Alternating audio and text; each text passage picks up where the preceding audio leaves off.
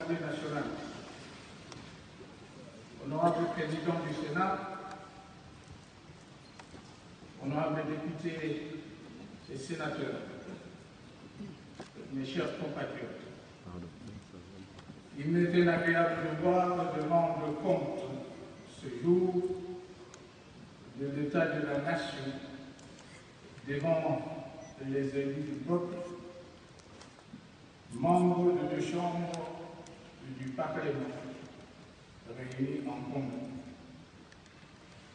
15 ans durant, les Congolaises et Congolais m'ont accordé leur confiance et assuré de leur soutien indéfectible, ce qui m'a permis, ensemble avec toutes les institutions du pays, de remettre celui-ci sur orbite dans le concert des nations.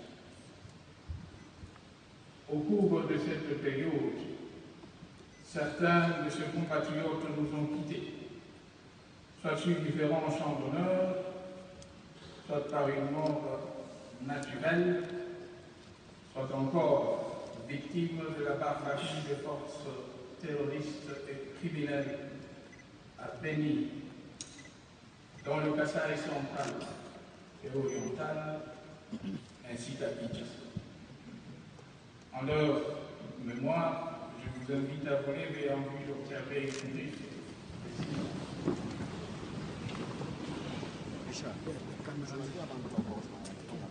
Monsieur. Non.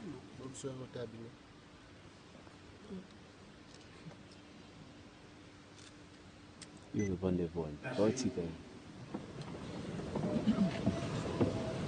Non viene a organizzare.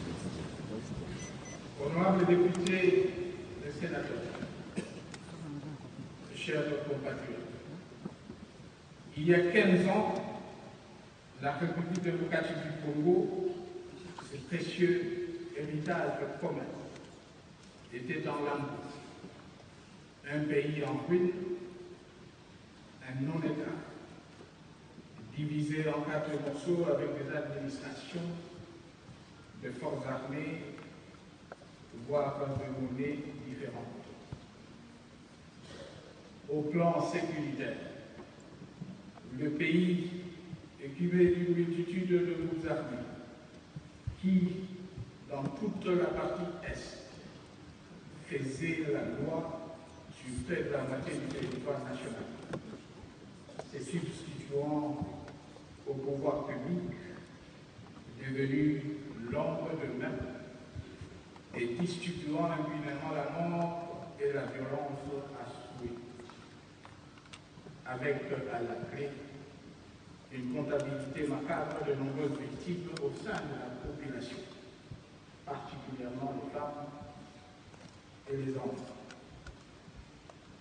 Au plan politique, le processus de démocratisation était en panne. Les partis politiques et les associations de la société civile assujettis à des sévères restrictions de fonctionnement. Le dialogue politique bloqué. Il n'y avait aucun chemin électoral en perspective. Au plan économique, les indicateurs macroéconomiques étaient tous au rouge. Une inflation perpétuellement. Pourquoi position moins bien? Parce que si on bouge dans tout le temps. En 2000, le niveau de 511%. Un taux de croissance constamment négatif, oscillant autour de moins 7%. Une balance de paiement déficitaire, un déficit budgétaire chronique, un endettement insupportable et odieux de 12 milliards de dollars et de réserves internationales d'à peine 51 millions de dollars. Au plan social, les stigmates de pillage de 91 et 93 et la perte constante du pouvoir d'achat de la population s'est faisait terriblement sentir, comme en témoigne un taux de chômage de 84%, un taux de scolarisation inférieur à 2%, un taux moyen d'indice de la pauvreté de 80%. Au plan des infrastructures, le pays n'était relié d'un point à l'autre que par voie aérienne, grâce uniquement à des compagnies privées, à l'exception près de quelques routes en piteux d'état, reliant des localités limitrophes de quelques provinces. Honorables députés et sénateurs, face à ce tableau sombre et à une nation déchirée par plus de 3 ans de guerre d'agression, particulièrement prédatrice, j'avais pris un engagement précis dans mon discours d'investiture du 26 janvier 2001, celui de m'employer à réaliser des changements profonds dans tous les secteurs de la vie nationale. J'en avais appelé au courage, à la détermination et à l'esprit de sacrifice de tous pour affronter et surmonter les défis à la fois nombreux et complexes auxquels nous étions confrontés. Il s'agissait en premier lieu de l'instauration de la paix et de la consolidation de la communion nationale par le dialogue et la réconciliation. Il s'agissait en second lieu de redonner effectivement le pouvoir au peuple en normalisant la vie politique, en renforçant l'état de droit et en consolidant la démocratie à travers l'organisation des élections libres et transparentes sur toute l'étendue du territoire national. Il s'agissait aussi de la reconstruction nationale sur tout le plan. Les efforts entrepris depuis la libération du 17 mai 1997 ayant entre-temps été freinés par la guerre d'agression.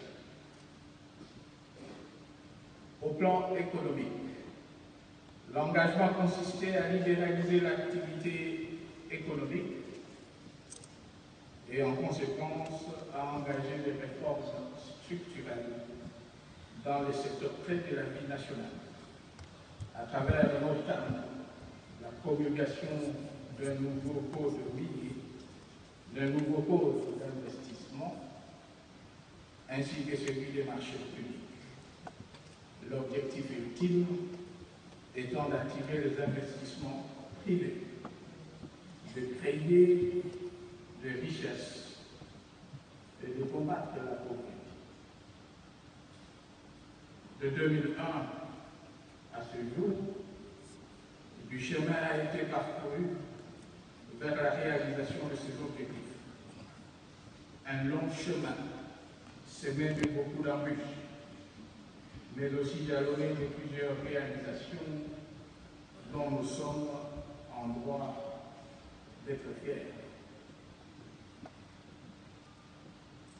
Ainsi, au plan politique, grâce aux nombreux sacrifices consentis par nos forces de sécurité et l'ensemble de la population, mais aussi par le dialogue, l'accord global et inclusif a permis d'organiser la transition, de réunifier et pacifier le pays. Une constitution a été adoptée par référendum. Les élections ont été organisées en 2006 et en 2011. Les institutions républicaines et légitimes ont été depuis lors installées et gèrent aujourd'hui le pays avec responsabilité, entraînant des résultats positifs sans précédent.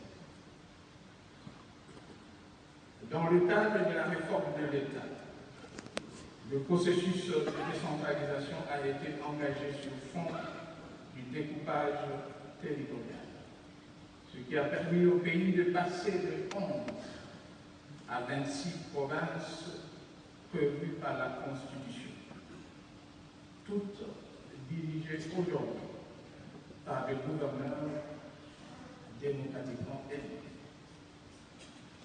La réforme du secteur de la justice a été marquée, quant à elle, par l'éclatement bientôt achevé de la Cour suprême de justice en Cour constitutionnelle, Cour de cassation et Conseil d'État. Les deux derniers devant être respectivement à la tête des ordres de juridiction judiciaire et administratif, conformément aux lois déjà promulguées. Au plan sécuritaire, grâce à d'importantes réformes engagées au niveau de notre système national de sécurité, les zones de non-droit, jadis occupées par divers groupes armés, ont été réduites à une portion congrue. La pression militaire reste activement maintenue sur les éléments résiduels de forces négatives, singulièrement les FDLR et les islamistes radicaux de l'ADF, dont les sanctuaires ont été détruits, mais qui, malheureusement, demeurent encore actifs dans certaines localités du territoire de Bénin, au Nord Kivu. Les efforts ainsi fournis, couplés à ceux de notre justice militaire, ont permis d'assurer la poursuite d'une meilleure protection de la femme et des enfants contre les violences qui leur sont faites. Honorables députés, honorables sénateurs, hier, sujet de profonde préoccupation au plan international, la République démocratique du Congo est aujourd'hui citée en modèle réussi et un exemple à suivre dans la lutte contre les violences faites aux femmes et aux enfants, en raison des résultats remarquables de sa stratégie en la matière. Les efforts entrepris se poursuivront dans un contexte de paix et de sécurité retrouvé. L'objectif à atteindre étant celui de zéro viol en République démocratique du Congo. Au plan économique, le cercle vicieux de l'hyperinflation et la dépréciation de la monnaie nationale a été brisé. Le taux d'inflation ramené à moins d'1% en 2015 et la dette extérieure est passée à plus de 90%. Tandis que l'investissement direct privé a connu un bond appréciable grâce à une politique économique rigoureuse et aux réformes structurelles engagées depuis 2001. Il en est ainsi de la libéralisation économique consacrée, notamment par la nouvelle réglementation du change, la restructuration du système bancaire, la réforme du secteur de mines, des hydrocarbures, des télécommunications et de l'énergie. Sont également concernés le secteur de forêt, de l'eau, du marché public, parallèlement à la promulgation d'un nouveau code des investissements assorti de la création de l'Agence nationale de promotion de l'investissement en appui en cible, laquelle cristallise cette volonté de libre concurrence. La réforme secteur des finances publiques a été marqué par la mise en place de la chaîne de dépenses, de la restructuration des régimes financiers. Conséquence logique, le pays a renoué avec la croissance économique qui, avant la présente crise économique internationale, née de la chute brutale de cours de matières premières d'exportation, avait frôlé de 2 chiffres et qui, en dépit de cette crise, n'en reste pas moins au-dessus de la moyenne africaine. Au plan des infrastructures de base, conformément au programme ambitieux de la révolution de la modernité et dans la continuité de celui des 5 chantiers de la République, le pays est en voie d'être totalement réunifié par voie routière, ferroviaire, fluviale et aérienne, facilitant ainsi la circulation de personnes, de biens et de services sur toute l'étendue du territoire national. Le réseau routier national a été marqué jusqu'en 2015 par les travaux de bitumage, de réhabilitation et d'ouverture de 7800 km supplémentaires. Dans le secteur des transports et voies de communication, la dotation à la SNCC de nouvelles locomotives devra permettre de desservir pour la première fois depuis 20 ans la ligne Kisangani-Ubundu par train, puisque la remise en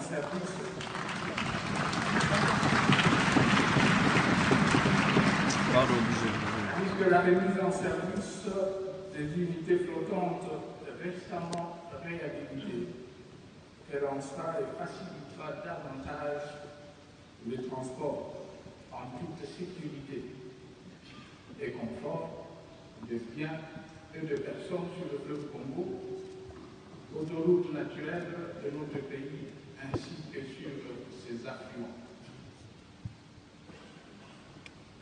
Au plan social, des efforts ont été engagés pour améliorer la rémunération du personnel civil et militaire.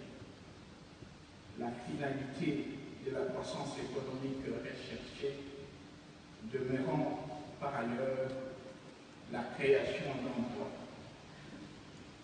dans tout le secteur de la vie économique et la promotion de la classe moyenne, tant en milieu urbain que rural. Bien plus, la santé, l'éducation, l'eau et l'électricité, ainsi que le logement, ont été inscrits en priorité depuis 2007 dans le programme 2007-2011 du gouvernement.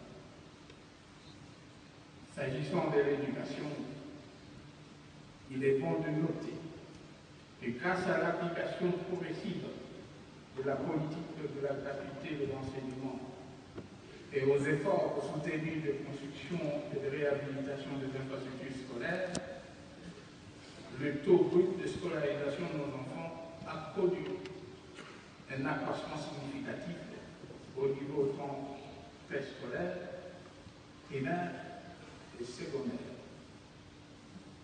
De 2006 à 2014, il est ainsi passé au niveau primaire de 83 à 107%, soit un accroissement de 23%. Tandis que le nombre d'écoles est passé de 29 420 à 48 147, soit un accroissement de 64%. Il est bon de souligner, par ailleurs, en République démocratique du Congo, le secteur de l'éducation est devenu poste budgétaire de 6% en 2001, il est passé à 16% en 2015. En termes de perspective, un plan stratégique national de développement indique la voie que nous allons tracer pour l'avenir afin de matérialiser notre rêve commun d'un Congo émergent à l'horizon 2030 et développé à celui de 2050. Honorables députés et sénateurs, chers compatriotes, il est évident que malgré tout le progrès accompli, de nombreux défis restent encore à relever. Il nous faut en effet persévérer sur la voie de la protection de l'indépendance et de l'intégrité territoriale de notre pays, ainsi que sur celle de la consolidation de l'unité nationale envers et contre tout.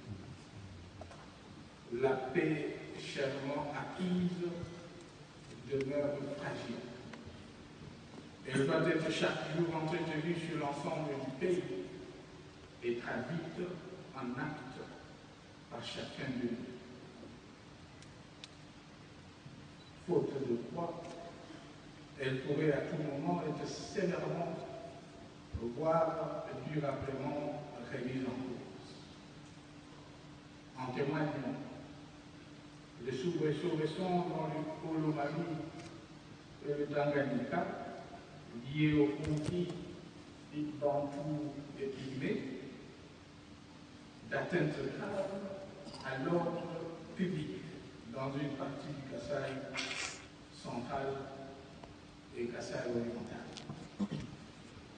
Il en est de même de l'activisme de groupes armés récalcitrants à l'est du pays et des menaces permanentes de déstabilisation à partir de l'extérieur du pays, sans compter de tristes événements le 19 et 20 septembre dernier, que je condamne fermement.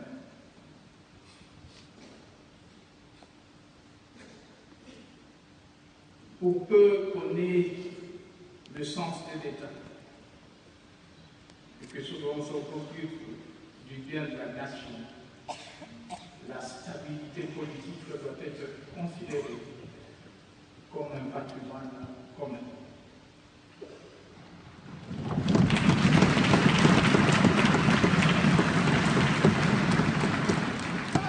Elle ne peut et ne doit être consolidée que par et dans le respect par tous de la souveraineté populaire telle que prescrite par la Constitution, avec pour conséquence l'organisation régulière des élections démocratiques apaisées à tous les niveaux.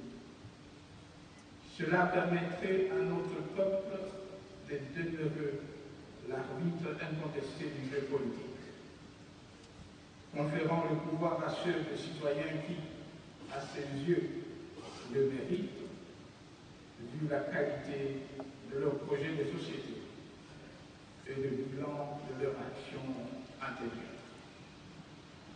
Ce qui garantit la moralisation de la vie politique et assure le renouvellement continu de la classe politique, qui sont tous deux des impératifs incontournables pour la consolidation de notre jeune démocratie.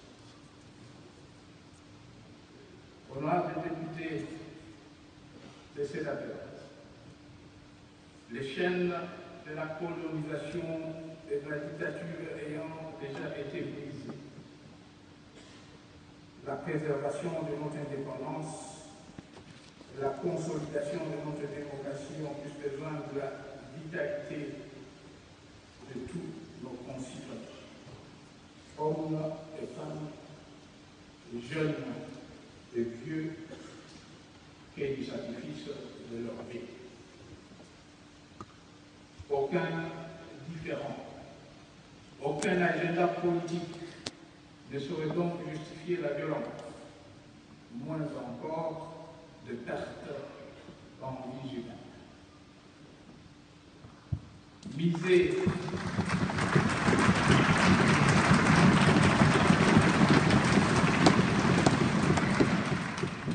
pour accéder au pouvoir sur le sang des Congolais et de la destruction méchante de leurs biens publics ou privés est pour le moins moralement condamnable.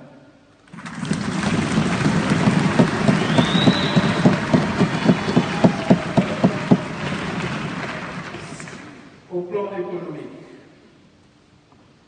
au-delà de la préservation des acquis de la stabilité macroéconomique retrouvée, j'invite mes compatriotes de tous les horizons à unir leurs efforts à ceux du gouvernement de la République pour résister avec courage et détermination aux conséquences tragiques de la baisse actuelle des cours de matières premières. Un programme économique prioritaire articulé en 28 mesures est actuellement en exécution afin de limiter les conséquences négatives de cette conjoncture, de renforcer la résilience de notre économie et de préserver les conditions de sa relance. Il mérite l'accompagnement de tous. La matrice essentielle de ce programme a pour axe principal la diversification de notre économie avec pour conséquence la réduction de son exaltation à travers la promotion d'autres secteurs porteurs de croissance, dont notamment l'agriculture. Elle repose aussi sur la rationalisation des dépenses publiques, ce qui a justifié la réduction du train de vie de l'État à concurrence de 30% de dépenses de fonctionnement.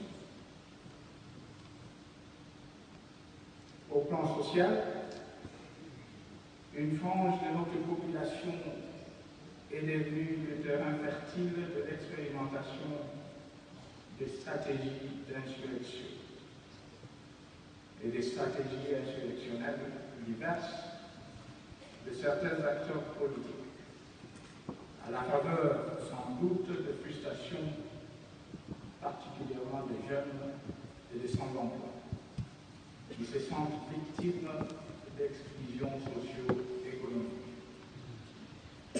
Pour les jeunes, l'absence d'emploi et l'oisiveté qui en résulte assombrit les perspectives d'avenir, ce qui les rend vulnérables face aux implantations démagogiques de certains politiciens et à l'instrumentalisation malveillante de certaines officines étrangères nostalgiques.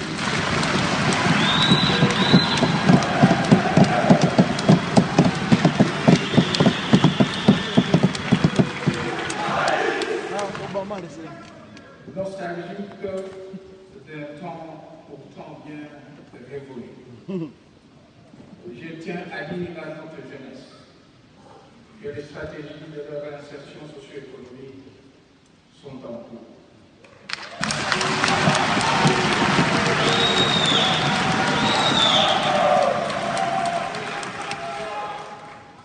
Je félicite par ailleurs ceux qui refusent ou ont renoncé à la voie de la violence ou qui, d'ores et déjà, sont intégrés dans la communauté nationale où ils se rendent service, où ils rendent service à cette dernière à travers les travaux d'intérêt communautaire.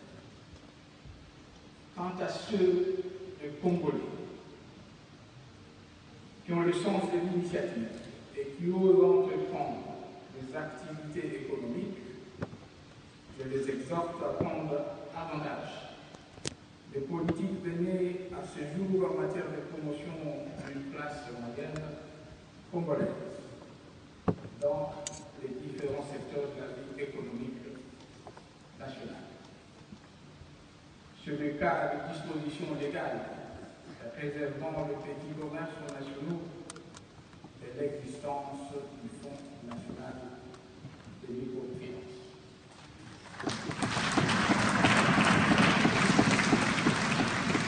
J'en appelle par ailleurs aux deux chambres du Parlement de vider leur saisine sur le projet de loi relative à l'attribution en priorité aux entreprises congolaises de contrats de sous-traitance, notamment dans le secteur public.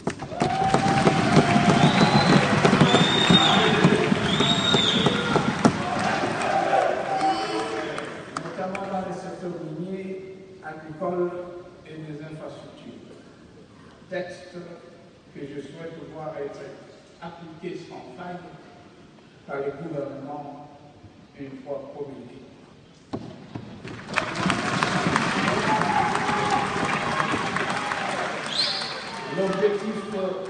L'objectif pour nous, c'est de faire du Congolais le premier investisseur dans son pays.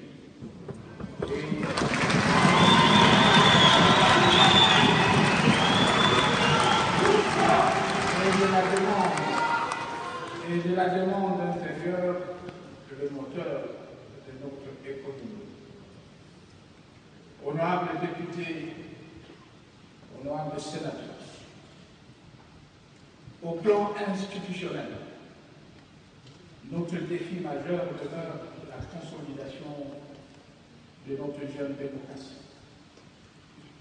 Conformément à la Constitution de la République, il est impératif que nous conjuguions de manière définitive et irréversible le vieux démon tendant à emprunter des raccourcis pour s'emparer du pouvoir de l'État par la force.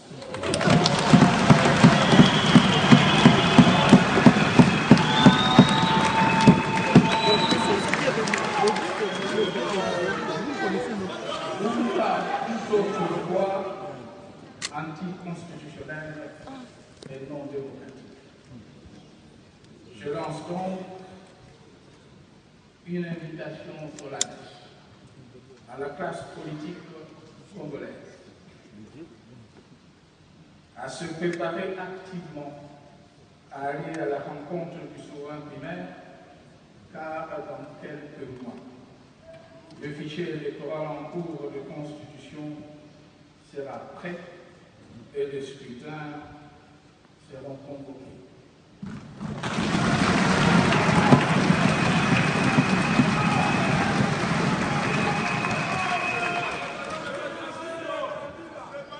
Je rends à cet effet un vibrant hommage à la Commission électorale nationale indépendante qui, à la faveur des efforts du gouvernement ayant permis l'acquisition de 20 000 kits d'enrôlement et forte de la mise à disposition de moyens logistiques aériens et roulants de faux armes, a rendu effectif mon appel à l'enrôlement des électeurs depuis le 31 juillet à partir du Nord-Ouganda, où 760 000 électeurs sont signalés comme enregistrés à ce jour, sur un total de 850 000 attendus.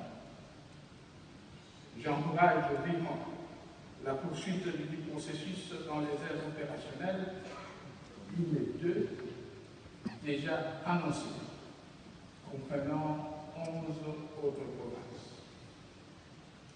J'invite particulièrement les jeunes à y participer massivement, afin de se donner le moyen légal de décider de l'avenir de leur pays.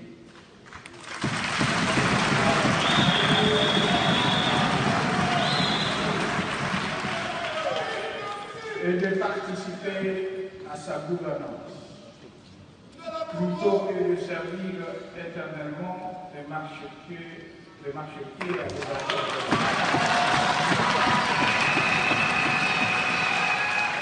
honorables députés et sénateurs,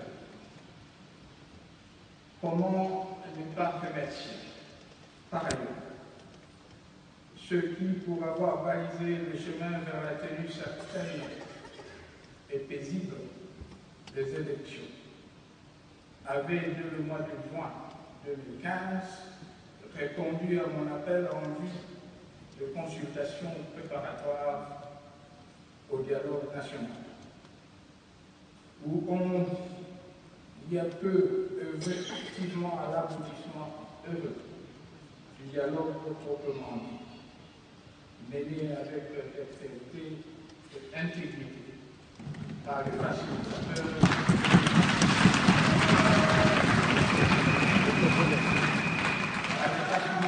désignés par l'Union africaine, le Premier ministre Kodjo, à qui je rends hommage.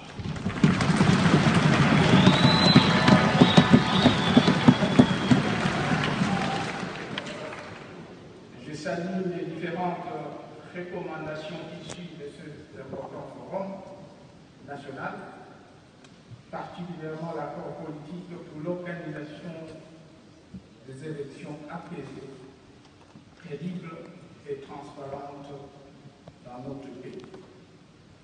Certes, comme toute œuvre humaine, cet accord politique est perfectible. Il n'en reste pas moins, cependant, qu'il constitue aujourd'hui la seule feuille de route mise au point.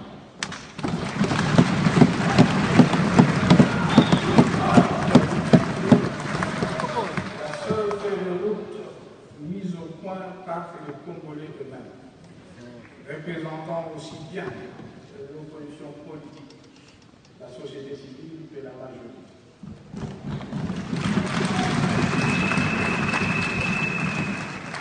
Il fixe en effet de perspectives réalistes et responsables, tant pour l'organisation des élections que pour la stabilité des institutions pendant la période pré-électorale, électorale et post-électorale.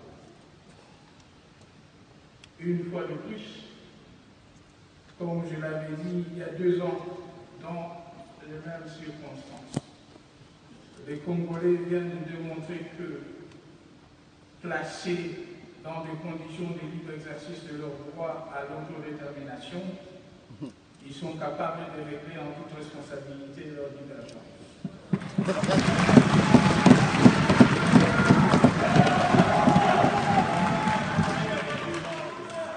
Ceci m'offre l'occasion de dénoncer à nouveau toute ingérence dans les affaires internes de notre pays.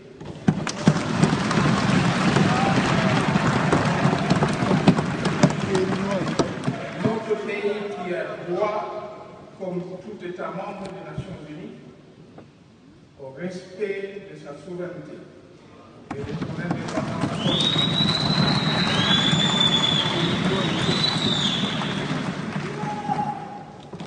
Et notre pays n'entend pas transiger là-dessus.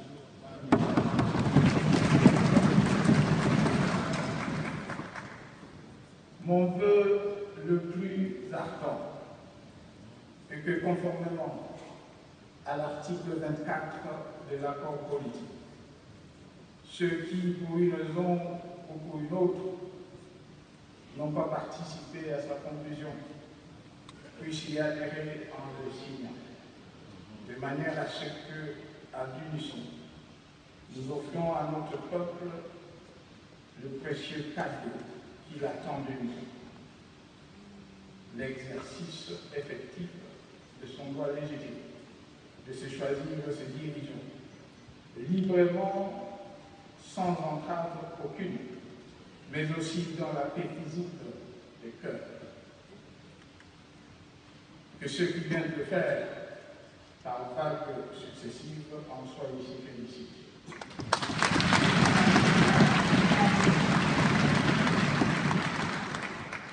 également dans le cadre des dispositions rappelées que s'inscrivait la mission que j'avais confiée aux évêques membres de la Synco, que je remercie au passage, en direction de ceux de membres de l'opposition n'ayant pas encore signé l'accord politique. Les résultats de leurs louables efforts témoignent malheureusement, une fois encore, du peu d'intérêt réservé par les concernés à cette quête de solution à nos différences parlementaires. C'est ici le lieu d'affirmer que l'alternative, que de l'intérieur comme de l'extérieur. Certains opposent cette option de bon sens et tout simplement inacceptable.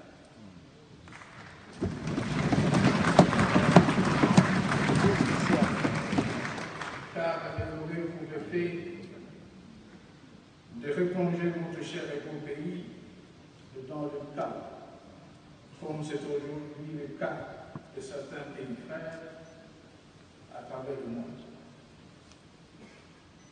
Soucieux de mes responsabilités de garant du bon fonctionnement des institutions, je ne peux permettre que la République démocratique du Congo soit prise en otage par une frange de sa classe politique.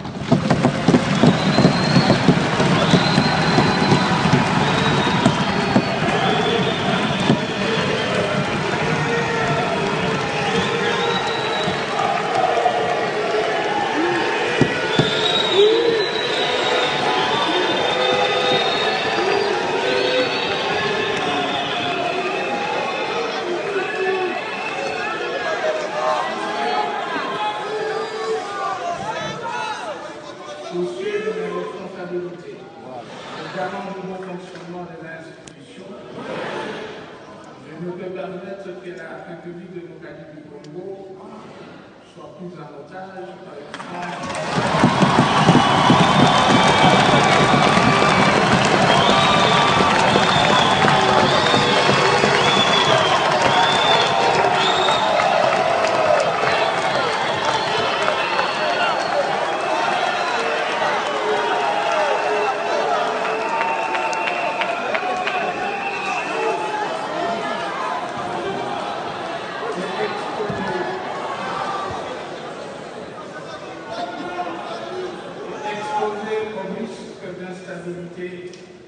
Avec pour conséquence de retarder davantage l'organisation des élections.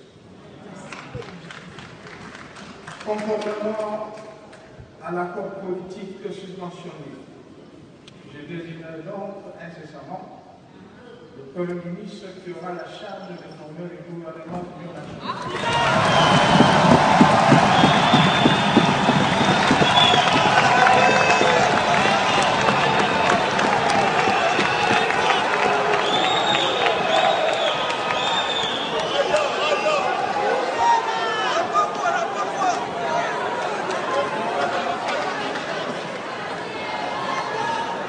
Dont la mission principale sera de conduire le peuple aux élections, tout en préservant les acquis économiques et sociaux de 15 dernières années.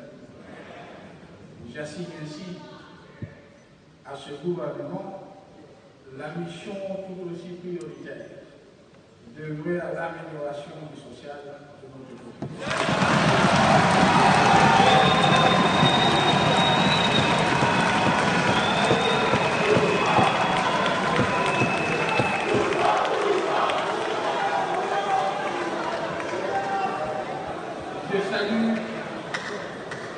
Je salue le Premier ministre sortant.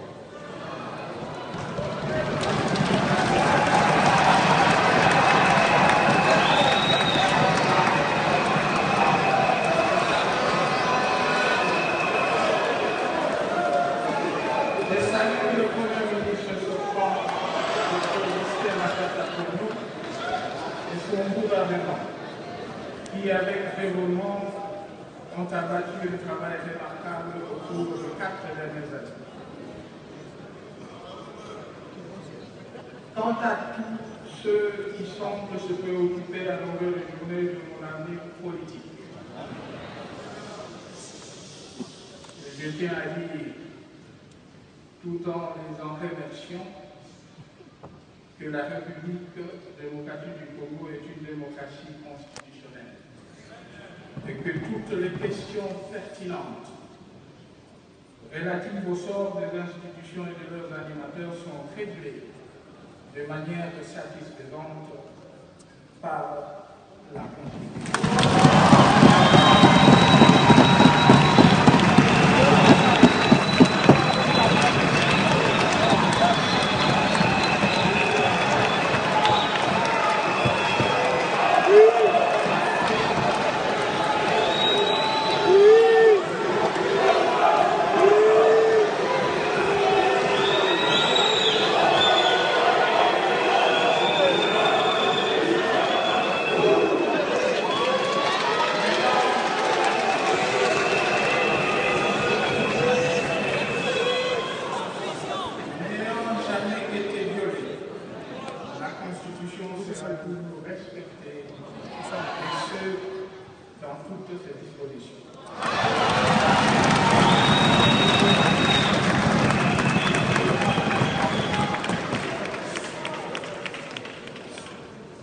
Préoccupation majeure, la seule qui soit légitime, devrait donc être et demeure plutôt seul de savoir quel avenir nous voulons offrir au Congo et aux Congolais. Que Dieu bénisse la République démocratique du Congo.